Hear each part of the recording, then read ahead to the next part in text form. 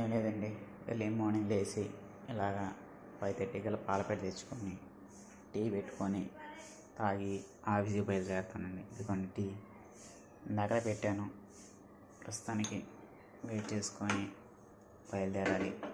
ఆ మిడిల్ ఫ్లైట్లు ఏమి ఉంటాయండి చెప్పడానికి.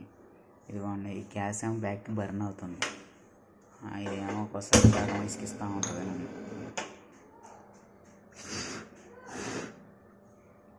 జస్ట్ ఊదుకొని మళ్ళీ వెలిగించడం ఎర్లీ. Okay, success. ఇదిగోండి ఇంకా బయటికి వెళ్ళేది అయితే అండి మా హౌస్ జస్ట్ కొత్తదే. మా లైఫ్లో ఇంకేం ఉండదండి కొత్తగా జరిగేది. ఇదిగోండి ఎవరు బుడ్డోడు కూడా ఏడుస్తున్నారు. అదిగోండి